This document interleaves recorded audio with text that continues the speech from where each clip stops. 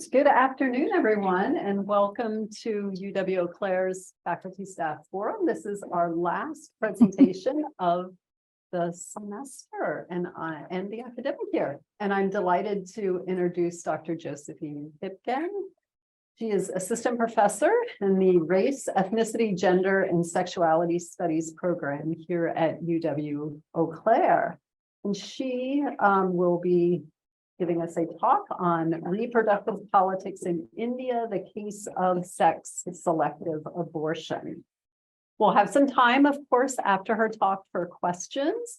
So to our online viewers, please use the chat function to submit your questions, and our wonderful graduate assistant, Max, will read those aloud. So please join me in welcoming Dr. Kipgen. Good afternoon. Thank you so much, Erica. And I want to thank all my colleagues and professors. It sounds weird, but professors that are here in person to attend my talk, and also all my friends and colleagues that are tuning in on Zoom to watch me talk about my research.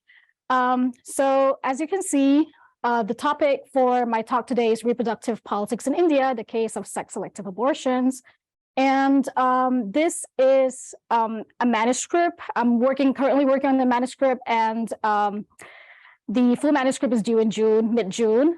It is an adaptation of my PhD dissertation, which is now converted into a book. And why this topic?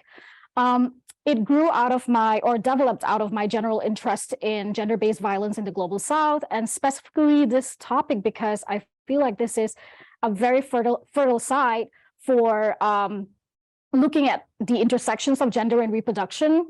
Historically and contemporarily, women's bodies and reproductive capacities have been used as tools for social regulation, control, domination, coerced pregnancies, restricting contraception, sterilization abuses, and also state-mandated population policy programs. So I'm very excited to be presenting this, and also nervous, so please forgive me if I am mincing my words. And this has become a bone of contention for not only demographers and pro-life activists, but also for feminist scholars. So which is why it makes it all the more interesting to be looking at the general overview. And also my intention with this work is not to entangle my analysis in the morality or legality of sex-selective abortion. Is it moral? Is it legal? Is it wrong? Is it right? Or should it be banned? Or should it be permitted? That is not necessarily my intention in this work, but rather to kind of give the audience or the readers a broad overview of what it means, why people do the things they do, and also situate, because it is a very intimate, personal, and context-specific issue. So my intention in this book is to situate the issue within its sociocultural and temporal context. This will be the outline. I mean, this is just the general outline of my presentation for today. So I'll talk about a little bit about sex-selective abortions, because I have come to learn that many folks, particularly my American colleagues, are not very aware of what sex-selective abortion is. And also my research questions, or rather the areas of inquiry that I have invested my time and labor and research in, the methods that I applied to do my research, and also why this is different from, say, there is a plethora of qualitative as well as quantitative research on sex-selective abortion in the field, but I feel like mine is different, or rather unique, because it very specifically adopts and applies feminist methodological frameworks, and also the analytical contributions are my core findings, because we're pressed for time, so I can't go into chapter by chapter, so which is why I'm going to present to you just the general overview of what I found by doing this research. So starting with definitions, sex-selective abortion is defined by agencies such as the World Health Organization as the termination of pregnancy based on the predicted sex of the fetus, usually females. So sex-selective abortion, henceforth known as SSA, instances were first detected, or rather found in countries like South Korea and China, and a little bit later on in India around the 70s to 80s. There are also other quote-unquote defaulting countries which figure persistently in the data. It includes countries like Taiwan and Vietnam, Hong Kong, and also the former Soviet bloc in the Balkans and Caucasus, such as Armenia, Azerbaijan, and Georgia. So this sex ratios at birth is usually the method adopted by agencies like the United Nations and other demographers to assess the prevalence and extent of sex-selective abortions. And sex ratios at birth, which is typically referred to the number of males or male births per 100 females. So this is considered to be the most observable evidence of whether SSA is occurring in a given demographic location. But in India, we use child sex ratio, which is the number of females born per 1,000 males within the age group 0 to 6 years. So as you can see here, the CSR, or the child sex ratio in India, has been declining significantly through the years. For instance, in 1981, we had about 971 females between the age groups 0 to 6 years per 1,000 males. Come to 2011, that number has declined significantly, and now it is 919. So because of this, it is a very contentious issue. And as I said, it has received criticism, not just from pro-life groups, but also from so-called pro-choice and progressive feminist scholars, as well as activists. So the global responses to SSA is unequivocally negative. It is viewed as based on gender discrimination and systemic quote-unquote killings of women and infant girl children. So for instance, UN and its agencies refer to sex-selective abortion as gender-biased sex selection, emphasizing the the structural nature of gender discrimination against women and girls. And a host of other feminist scholars and researchers refer to SSA as gendercide, femicide, genocide, again, underlying the systemic killings and murder of women and girls. So these are my areas of inquiry, or rather the research questions that I posed while conducting this research. First is social determinants of sex-selective abortion. So the term social determinants, or social determinants of health, SDOH, in health studies refer to the non-biological factors that influence or shape health outcomes. In the context of my study, I'm basically referring to sociological notions of social structures, including family systems, government policies, population program policies, so on and so forth. Second is agency in an anti-female and anti-feminist reproductive practice. As I mentioned earlier, majority of feminist scholars and activists and researchers view sex-selective abortion as gender-biased sex discrimination, and it is essentially anti-female and anti-feminist. So because of its contentious and also because of its sensitive nature, asking questions about agency or even inquiring into the potential for agency becomes far narrower than desired. But my intention of posing this question, or rather looking at agency, is because the general discourse, or rather there is overwhelming discourse on sex-selective abortion that tends to posit people that seek sex-selective abortions as collectively oppressed, or they are, simply influenced by patriarchal norms and values, which is why they are willing to quote unquote kill their female infants or their female fetuses. So I really intended to reorient the narrative, rather to kind of take it away from victim-oriented frameworks and ask important questions, or rather ask questions in the sense, why are people doing this, right? Again, I don't want to entangle my analysis in whether this is moral or immoral, but rather, why do people come to the point whereby they think it's okay or that it is necessary, given their life circumstances, to abort their female fetuses? So this is what I'm doing with inquiring into the concepts of agency.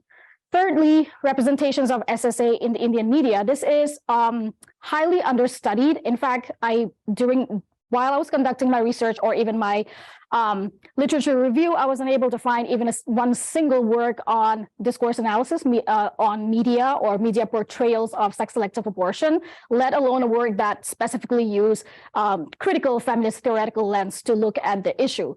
So I am actually very excited, and I feel like out of all the chapters or out of all the my analytical contributions, this might be the most original and also the strongest contribution in the field.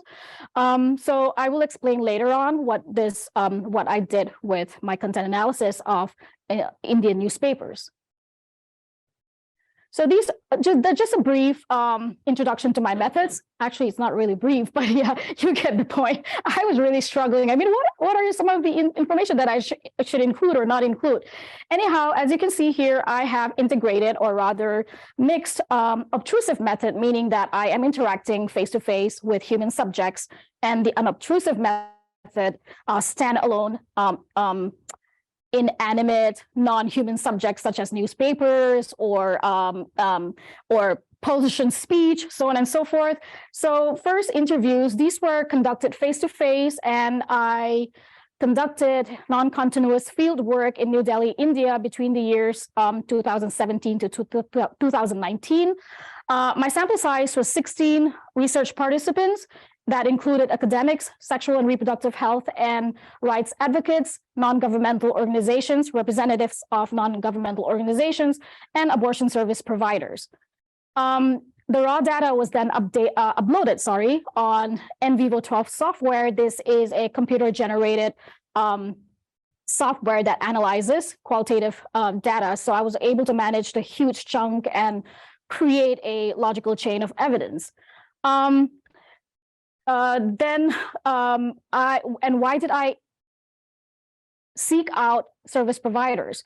My committee and I, and also the person that was advising me on this research, we made a trauma-informed choice or trauma-informed decision, because sex-selective abortion and sex-selective abortion-related practices in India warrants fines, imprisonment, or even losing your license to practice any kind of abortion service provisions that you do provide, right? So we made this trauma-informed decision that going out into the field and talking to people that may be directly impacted by SSA is very risky. It may re-traumatize the research participants, and it is also fairly unethical in terms of my application of feminist methodology, which I will explain on the next slide.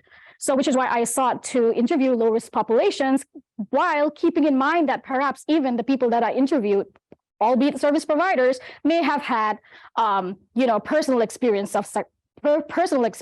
of sex-selective abortions.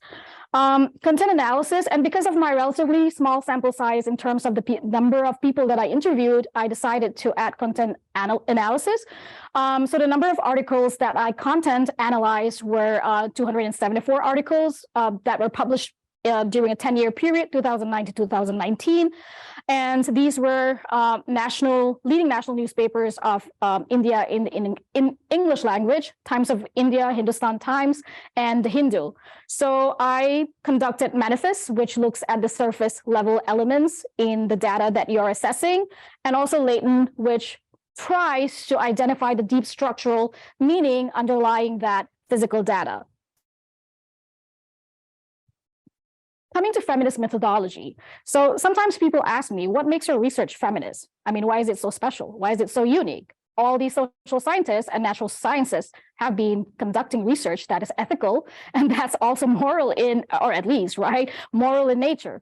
Well, these are some of the pillars upon which feminist methodology stands. So feminist methodology was developed by feminist researchers and scholars as a response to traditional scientific research, which tended to posit the researcher as this objective analyst that is devoid of human feelings, that is devoid of subjective values, and that only collects data that is observable and quantifiable, right? So the qualitative nature of human experiences often were left out, or certain populations or even certain communities were entirely left out of the conversation or left out of research praxis. So feminist methodology is a response to that, whereby we consciously try to not do research that is going to leave lived experiences as these disconnected and dislocated, statistics. And this is also the space where philosophy and action meet. This is where you ground the technical aspects, for example, the methods that you adopted in a social and political context, and ask questions such as, whose questions are we asking? To whom do we owe answer? And what are some of the ethical procedures that we're actually adopting while conducting our research? And what is the consequence to other, human subjects? So first is this is really not, I'm not ranking them. I mean, they're all integrated. They are a collective whole. So leveling power hierarchies. So the ways in which I tried to really level power hierarchies in my research was that I have very, very intentionally grounded my data interpretation in research participants' experiences. There was minimal prompting from my end when I asked questions. The questions were semi-structured, open-ended, and I also really, really allowed them to be the narrators of their own experiences and provide witness accounts of social reality as they saw or as they assessed their social and political environments.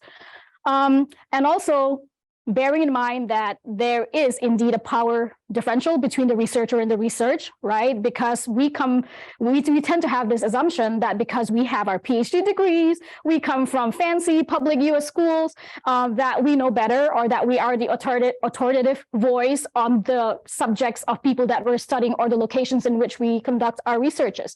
So I had to constantly ask these questions to myself and try to level that, inherently power differential that does exist between the researcher and the research subject. Minimizing harm to women and research participants. This is also something that this is also precisely why I decided, or my committee and I decided, that we would rather interview low-risk population groups than going into communities and asking questions to women that had sex-selective abortion procedures.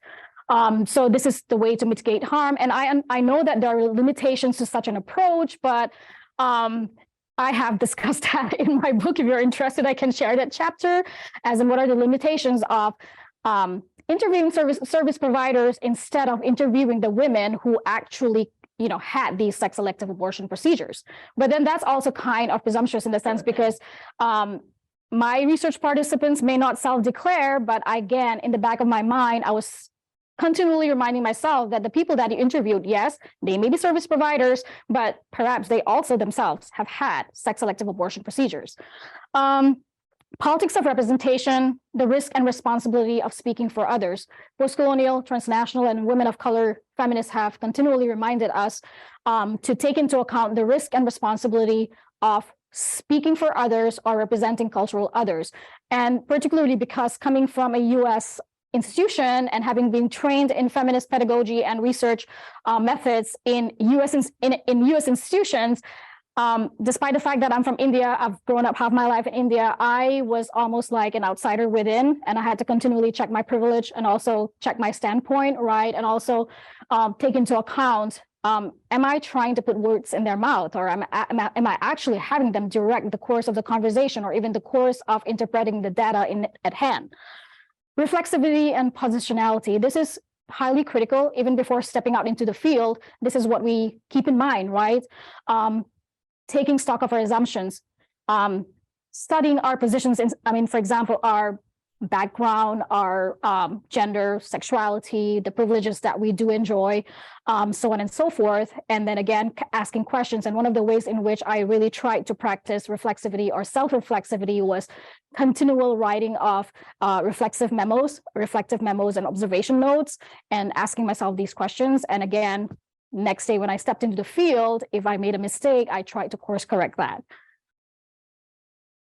So coming to my research findings, there were a lot of research findings, and I'm going to just touch upon 4 things that I felt like were very, very pertinent.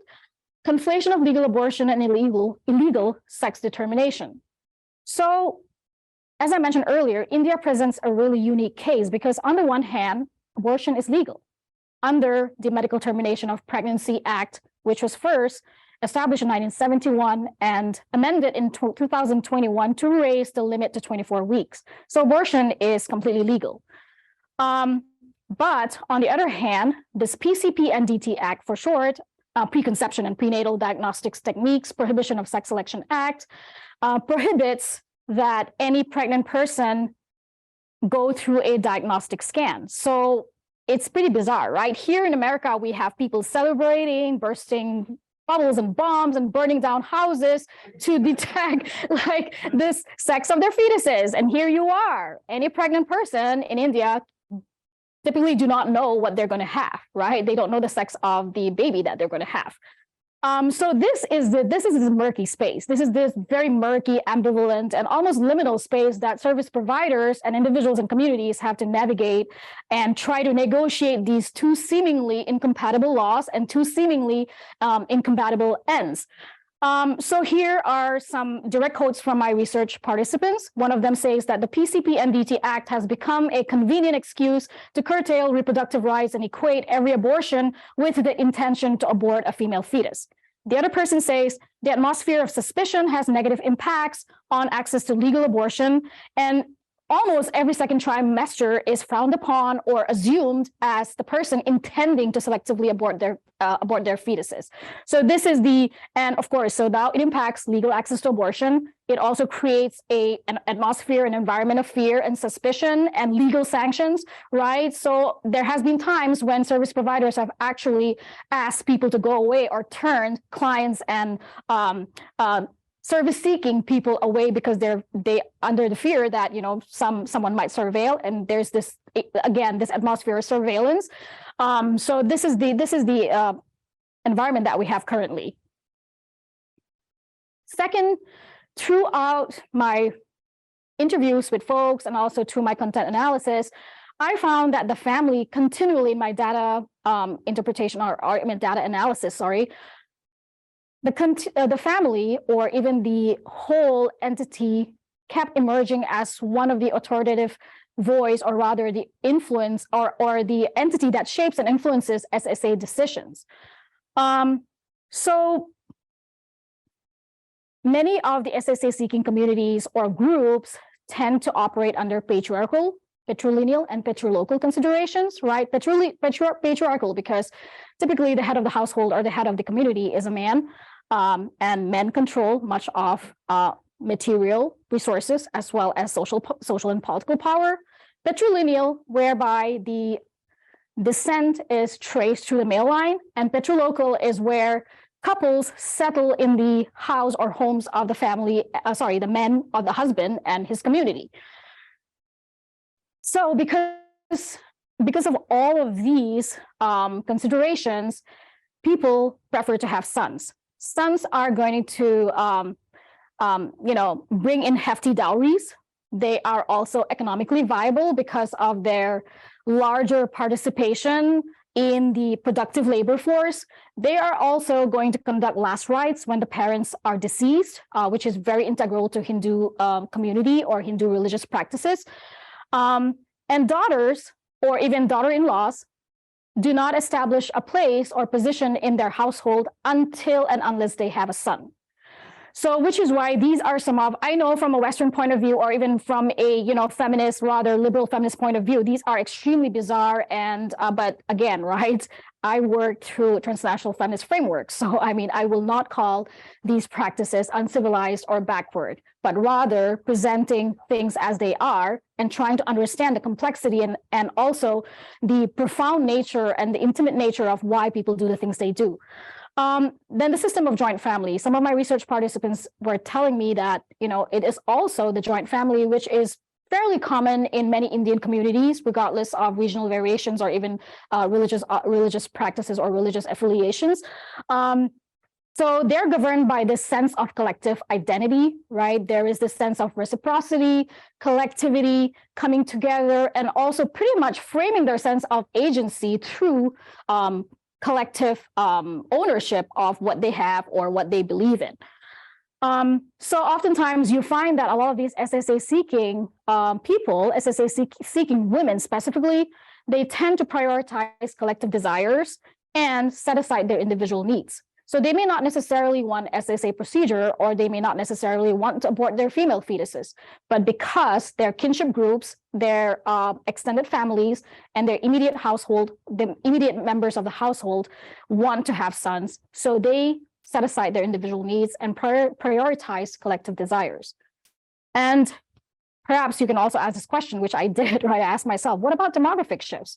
I mean, this is not an apolitical place. Things are continually changing. There is numerous technological advancement and also social shifts happening in India. Truly there are, right? Social mobility, migration, changes in migration patterns, class and caste transformations, because caste is not set in stone, right? There's avenues for fluidity, and there's avenues for climbing up the social ladder for even those historically marginalized and oppressed groups. Then, of course, the emergence of nuclear and also non-heteronormative family settings. But despite all of these changes, my research participants, as well as empirical research, shows the enduring continuance of the power, or even the kind of dominance that family systems in India hold. And this is where the family is where, gender roles, sexuality, marriage, and resource distribution or allocation are determined, established, and regulated.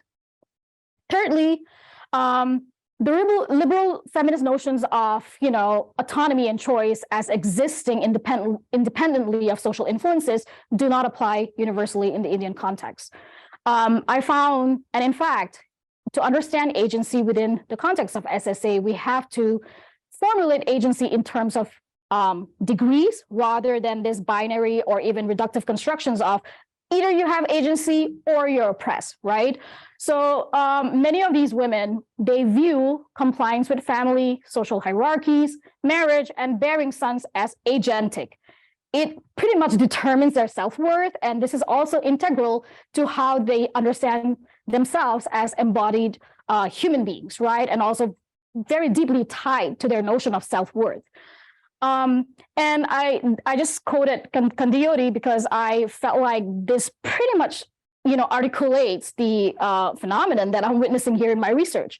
Different forms of patriarchy present women with distinct rules of the game and call for different strategies to maximize security and optimize life options with varying potential for active or passive resistance in the face of oppression. So through my interactions and conversations with research participants, I found that yes, from a Western point of view, these women are collectively oppressed. They're apolitical, pretty much kind of frozen in time, but they are definitely not, right? I learned that, oh my gosh, there's a lot of deception going on. There's a lot of negotiation. There's a lot of manipulation. And oftentimes it's really, really hard to place your finger on who's the oppressed person and who's the oppressor. Because again, power relations are continually shifting and being manipulated by, both men and women, regardless of their age or regardless of their social position in the family setup. And this is a quote from my research participant: if women have limited space, that's double, outside patriarchy, and their lifelong security depends on having a son to sustain their social status and marriage, they will want a son. So this is what I found, and this is how I have formulated the notion of agency in my research. Of course, it's much more complex than that. It's like nearly 200 pages long, but I'm trying to condense it in the best way possible. Lastly, the whole anti-SSA legislation tends to, again, replicate or even reproduce colonial tropes. In fact, abortion laws were very, for lack of a better term, blindly adopted from our colonial predecessors, even before assessing what do Indian women need, or what are, taking into account class, race, or gender, or even economic status. They just said, this is going to work for every Indian woman, and they adopted from the British rule. So again, there is this tendency for the state in post-colonial India to replicate these paternalistic legislation and male guardianship, specifically in its understanding of so-called women's empowerment, women's rights, and anti-SSA legislation. Women are continually treated as this monolithic, universal, and dispossessed group, right? They're all one and the same. They're dispossessed, they're powerless, and they're also oppressed by these harmful cultural practices, pretty much like how the British were talking about these cultural, backward, uncivilized practices that Indian people practice. So yes, abortion is legal, but there are provisions and conditions, terms and conditions that you have to meet. So pretty much kind of implying that, sexual autonomy and reproductive capacity are almost one and the same, right? The woman or the human is not necessarily an autonomous being, but she's continually viewed in terms of her reproductive capacities or her capacity to be this, fetal incubator. Then population control policies, again, usually directed towards the poor and rural communities or people that are disenfranchised, even though empirical research time and again shows that SSA is usually practiced by people that are highly educated, that have the means, that have the money to, hire somebody to bring in ultrasound machines into their house and conduct all of these tests. Feminization of SSA. So this is really interesting because the idea of feminizing the so-called crime, obviously it serves a valuable purpose for the government, because when you're feminizing this and making it seem like gender-based violence against women, then you also sort of invoke the empathy of the public and also pretty much kind of sensationalize it as a crime, right? Even though it's only SSA is prevalent only in certain parts of Northwest India and certain parts of South India. And in my research, I also found that there is this hierarchy of victimization. Women are continually presented as victims, right? Again, homogenous group, collectively oppressed, but quote unquote, the unborn girl, the female fetus, it's never called a female fetus. This is the language being used, unborn girl child, right? The unborn girl child is perpetually posited as the ideal victim. So again, you have all of these pro-life narratives of fetal personhood coming in, even within the Indian context, right? So it's sort of trying to, on the one hand, you frame women as these oppressed, collectively oppressed group, right? And then it pretty much sort of, again, emphasizes their assigned biological and social roles as mothers and fetal incubators. Third, surveillance state. This was the most bizarre finding. I mean, when I looked into anti-SSA legislation, there has been multiple coercive crackdowns whereby they ambush clinics and ultrasound scanning, offices. And then there's also certain states and districts or counties in whereby they actually put pregnancy tracking, right? So you have to continually go into the clinic and tell them, oh, I'm still pregnant, and I haven't done anything. I mean, I haven't had an abortion. So again, the line between legal abortion and prohibiting or attempting to prohibit sex-selective abortion are completely blurred. And the most bizarre thing was the use of pregnant women decoys.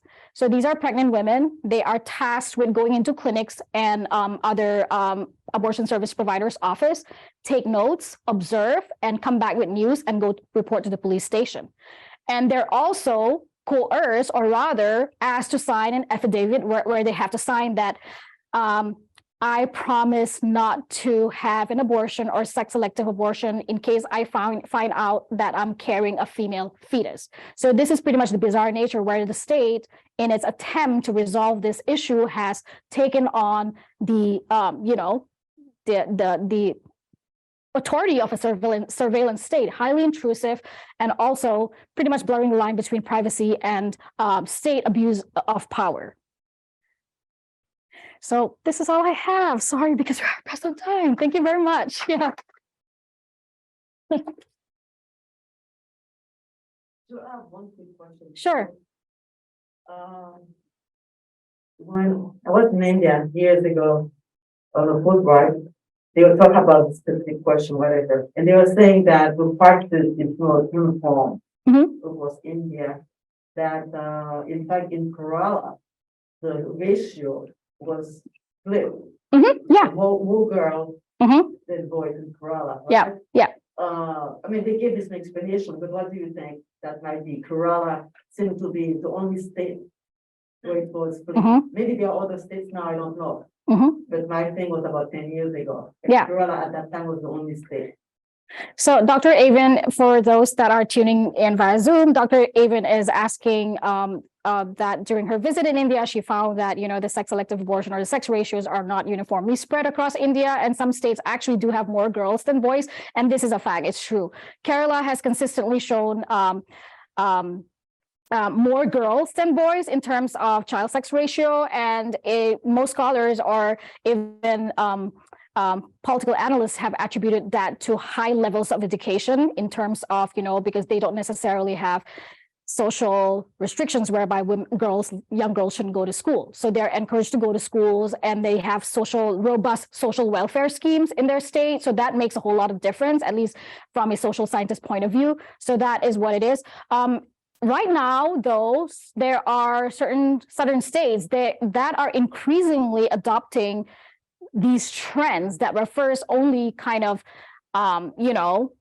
reserved for northern communities, but you are also increasingly seeing southern states whereby the sex ratio is skewed, and then obviously the immediate response of the state is that it must be sex-selective abortion, right? Usually it isn't. There can be many other, for example, not all people undertake an abortion because they want to abort their female fetuses.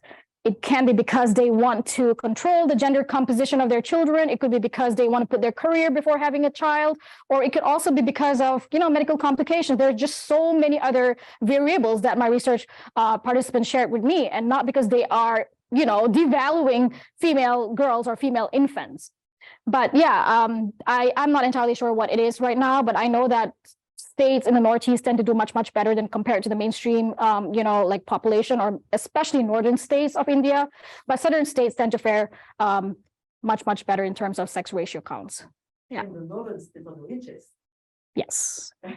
Agrarian, and they were also erstwhile warrior states, right, under British colonial rule. So. Hi, yes. Hi, I'm just curious, you mentioned your content analysis of newspapers. Mhm. Was there anything in that surprised you? Are the newspapers talking about some of that surveillance state, or was that stuff that you only found through interviews? I did not find that through interviews, which is why it was so important to do the content analysis, because the surveillance state, all of those came from my content analysis of newspapers. So this is the data that, my research participants didn't share with me in person. So I was able to literally open up avenue for comparative analysis, and also kind of increase the, not inner, what's the term that we use? Just say rigor and validity of my data, because I'm combining those two aspects. So yeah, that came from content analysis, and I was completely blown away too, because I myself didn't know, even after paying so much attention, to this issue. So yeah. Yeah, Margaret. Yeah, so sort of a historical question, I guess. What was the impetus to bring about this legislation? Was it really colonial rule that was viewing these practices, which perhaps had existed for some time, as this is inappropriate? Mm-hmm. What's kind of the history? So, I mean, no scholar, no Indian historian, or even myself included, would ever say that, the British introduced this issue, right? This is not a colonial invention. Female infanticide preceded British colonial rule. There was always this practice of female infanticide. What you're seeing today in the contemporary moment is literally a contemporary permutation of female infanticide, because now you have fancy machines that, you don't have to wait for the birth, right? You undergo an ultrasound scan, or take help of a diagnostic machine, and that's how you determine the sex of your fetus, and then you make the decision based on the fetal sex. So I wouldn't say it's a colonial invention. At the same time, I would also add, and most historians also have vehemently pointed out to how British colonial policies exacerbated gender regressive policies, as well as this severe, almost pathological preference for sons, through their economic policies. They turned the agrarian community into a highly masculinized economy. Before, land was collectively shared, but with the coming of colonialism, it was no longer shared. And in fact, they also made a rule that only the male would be the proprietor of landed property, and they would be allowed to pay taxes, and not the women. So these are some of the ways. I'm putting it very, very roughly, but I actually talk about that in my book as well. Yeah.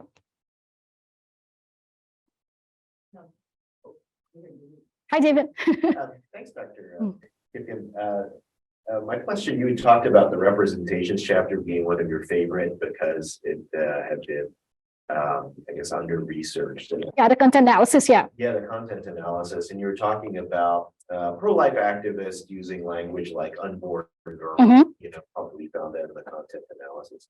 I was very curious about pro-choice Western activists and the language that was used to talk about sex-selective abortions. Did you find there to be kind of a difference in the way that it was presented by that group versus, say, the pro-life activists? In the US context, or? Yeah, Mhm. US or just, Yeah. the West in general, I guess. Mhm. So this is one of my, I found that to be kind of, I was very curious because I don't think a whole lot of the so-called pro-choice feminists or pro-choice reproductive rights activists or even reproductive justice activists in the United States necessarily talk about sex-selective abortions. In fact, the little bit of conversation that is there, or the small scholarship that we do have, which is still at a nascent stage at the time, I mean, at this point in time, mainly talks about how sex-selective abortion laws or anti-sex-selective abortion laws are generally directed towards immigrant communities, right? Because there is this racial profiling and also the assumption, or rather this biases that, oh, they come from Asia or they come from communities that are known to practice SSA, they bring it into the American subcontinent, and this is why they need to be surveilled and they need to be rigorously asked questions or scanned when they want to have abortions. So that's kind of what I've seen so far. But we do have about 8 states in the United States that have passed sex-selective abortion, not laws per se, but restricting sex-selective abortion or race-selective abortion. So yeah. Yeah, in fact, globally, there isn't, except for Kosovo and another country, you don't necessarily have anti-SSA or SSA bans. It's just restricting sex determination tests, or, but it does come with the fear, or rather the whole punitive measures being applied. If you're found out that you have had sex-selective abortion, then you can be jailed, you can be fined, or worse, the medical practitioner's license would be taken away. Yeah. My question is directly related to that. So in terms of the penalties, when you read these media accounts, I'm interested in sort of the fetal personhood and these sorts of laws where ostensibly they're trying to stop this practice, but is really part of the surveillance to further penalize women for what may not have been an agentic act at all, may have been forced. So is there some evidence of just like ridiculous penalties as we're seeing in the US happening right now? In India? Or yeah. Well, there is actually very reliable and also robust research showing, I mean, both quantitative and qualitative analysis showing that none of these punitive measures actually work in eliminating or even controlling sex-selective abortion, or even course correcting the skewed sex ratios. So again, it's also extremely classist in the sense that many of these measures are directed toward rural women, poor women, uneducated women, despite the fact that the empirical research shows it's usually wealthy people, wealthy folks, wealthy families, and highly educated people that are actually, having sex-selective abortions. Yeah. Thank you. Oh, thank you so much. Yeah. Thank you so much for coming.